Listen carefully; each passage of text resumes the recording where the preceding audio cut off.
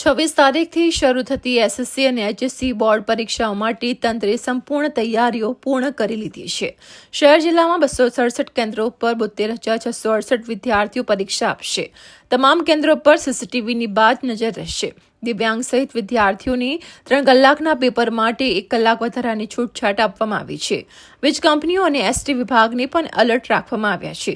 જિલ્લા શિક્ષણ અધિકારી મહેશ પાંડે મુજબ પરીક્ષા નિર્વિઘ્ન અને પારદર્શક રીતે યોજાશે તેવો દાવો છે. જોવાનું એ છે કે તંત્રની આ પરીક્ષામાં કેટલા માર્ક મળે છે.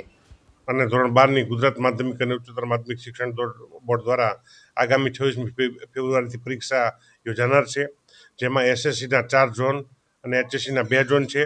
એસએસસીમાં 44,000 કરતાં વિદ્યાર્થીઓ અને એચએસસીમાં 28,000 કરતાં વિદ્યાર્થીઓ, એમ કુલ બંને વિભાગના થઈને 267 કેન્દ્રો ઉપર 73,000 જેટલા વિદ્યાર્થીઓ પરીક્ષા આપવાના છે.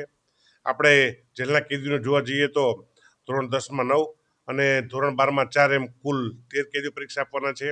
ગઈકાલે માનનીય કલેક્ટર સાહેબની અધ્યક્ષતામાં શિક્ષણ વિભાગ, આરોગ્ય વિભાગ, એસટી વિભાગ, એમજીવીસીએલ વિભાગ અને બીએસએનએલ તેમજ લાઇન ડિપાર્ટમેન્ટના તમામ કર્મચારીઓ અને અધિકારીઓ સાથે મિટિંગ થઈ ગઈ છે. આપણા જે પણ કેન્દ્રો છે તમામ કેન્દ્રો સીસીટીવીથી સજ્જ છે. ખાસ તો મારે એ જ જણાવવાનું કે આપણે બાળકોને કોઈ મૂંઝવતા પ્રશ્નો હોય એના માટે 14 જેટલા વિષય નિષ્ણાત તેમજ મનોચિકિત્સકની ટીમ પણ આપણી સાથે તૈયાર છે. એ ઉપરાંત પરીક્ષા સંબંધિત જાહેરનામા પણ આપણે બહાર પાડી દીધા છે.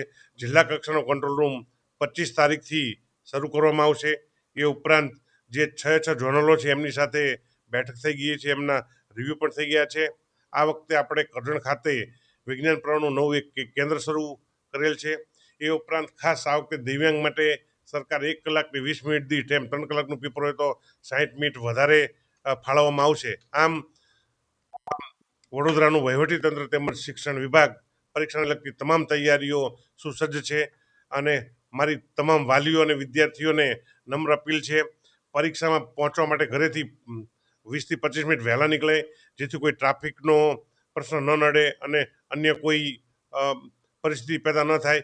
એ ઉપરાંત ધોરણ 10 અને ધોરણ 12માં જે તમામ બાળકો પરીક્ષા આપે છે એ બાળકો ખૂબ શાંતિપૂર્ણ પરીક્ષા આપે, એમને મારી ખૂબ ખૂબ શુભેચ્છાઓ છે. પરીક્ષાને પરીક્ષા નહીં પરંતુ પરીક્ષા પર્વ તરીકે ઉજવણી કરે. Thank you. જય હિન્દ.